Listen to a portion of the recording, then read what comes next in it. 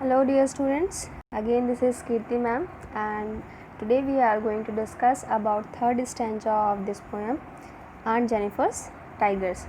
So let's move on to the third stanza. Firstly I'll read this stanza and then I'll explain it to you.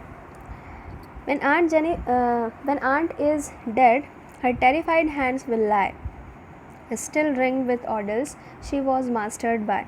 The tigers in the panel that she made will go on prancing proud and unafraid. Here some difficult words are there. So firstly इसके बारे में discuss कर लेते हैं. Difficult words की जो meaning है उसको फाइंड आउट कर लेते हैं. So in first line the word terrified means something is scared, and in second line the word ordeals means difficulties of life, हमारी लाइफ का कोई एक ऐसा हार्ड एक्सपीरियंस. ठीक है. एंड मास्टर्ड बाय यानी किसी के द्वारा कंट्रोल किया जाना, किसी के अंडर होना.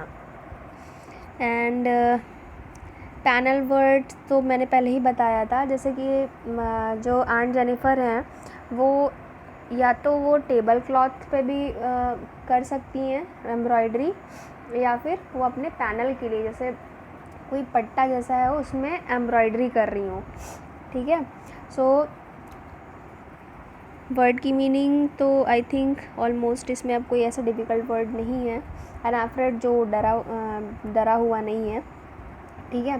सो अब इसकी वर्ड लाइन बाय लाइन जिसका एक्सप्लेनेशन देख लेते हैं. So here poet describe that when aunt is dead. अब वो ये पोएट जो है वो ये कह रही हैं कि आंट जेनिफर जो हैं जब मर जाएंगी, ठीक है, उनके मरने के बाद भी उनके जो जिस हाथ से जिस फिंगर से जो है वो आइवरी नीडल पकड़ी हुई हैं और जो ये पैनल रेडी कर रही हैं, वो जो एम्ब्रॉयडरी कर रही हैं, सो फिर भी जो है मरने के बाद भी जो है उनके ये जो हाथ हैं, उनके जो ये फिंगर्स हैं टेरिफाइड रहेंगे, मुश्किलों से जो है घिरे रहेंगे. क्यों?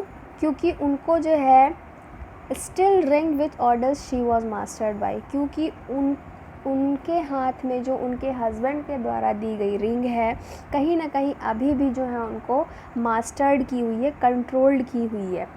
ठीक है. उनका उनके जो हाथ है, हैंड्स जो हैं वो टेरिफाइड क्यों हैं? क्योंकि उनके हाथ में अभी भी उनके हस्बैंड के द्वारा दी गई रिंग जो है उनके फिंगर्स में बंधी हुई है. दैट्स वाई वो अभी तक जो है उनके द्वारा कंट्रोल्ड हैं. The tigers in the panel that she made will go on prancing proud and unafraid. So again writer जो हैं वो ये कह रही हैं कि जो जिस चीज़ पे वो इनकी एम्ब्रॉयडरी कर रही हैं, जिस पैनल पे वो इन टू टाइगर्स की एम्ब्रॉयडरी कर रही हैं, उनका जो ये आर्ट है इस पैनल के थ्रू, ठीक है, हमेशा जो है एक कहना चाहिए फ्री रहेगा. जिस टाइगर को जो बना रही हैं, जिस पैनल पे वो बना रही हैं, जैसे कि वो तो कंट्रोल की जा रही है किसके द्वारा? अपने हस्बैंड के द्वारा. लेकिन ये एम्ब्रॉयडरी जो वो कर रही हैं, जिस पैनल को वो रेडी कर रही हैं, वो हमेशा जो है फ्री रहेंगे. Will go on prancing proud and unafraid. Aunt Jennifer के द्वारा जो ये बनाई गई एम्ब्रॉयडरी है उसके थ्रू उनके ये जो टू टाइगर्स हैं हमेशा जो है फ्री होके छलांग लगाते रहेंगे, प्राउडली जो है इधर उधर घूम सकते हैं बिना किसी से डरे हुए. सो उनका जो ये आर्ट है वो तो नहीं रहेंगी. ठीक है. उनके द्वारा जो ये बनाया गया आर्ट है वो इस आर्ट के थ्रू जो है हमेशा इमॉर्टल रहेगा. सो अगेन राइटर जो हैं वो यही कहना चाह रही हैं कि इनकी जो एम्ब्रॉयडरी है, ठीक है, इन टू टाइगर्स की जो ये एम्ब्रॉयडरी कर रही हैं एक आर्ट के ही फॉर्म में हमेशा अलाइव रह सकती हैं.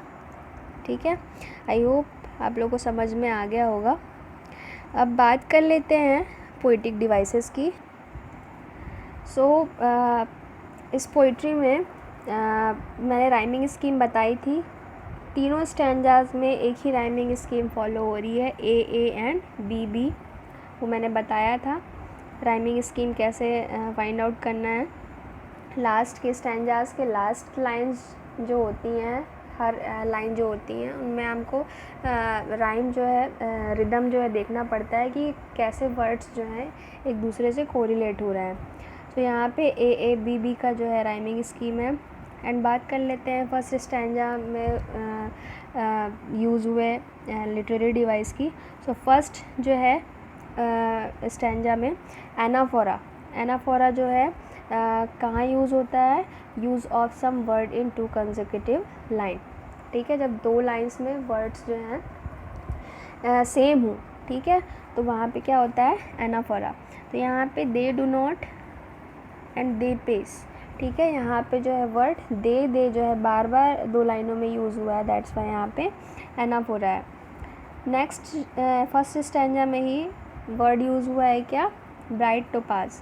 ठीक है, तो इसमें मेटाफर यूज़ हुआ है। मेटाफर क्यों, क्योंकि इसमें डायरेक्ट कंपैरिजन होता है। तो यहाँ पे ब्राइट टोपाज जो है होता है वो येलो कलर का ब्राइट स्टोन होता है। तो टाइगर की जो बॉडी होती है वो सेम उसी तरह की होती है, ब्राइट येलो कलर की, और ब्लैक स्ट्रिप्स होती हैं उसमें।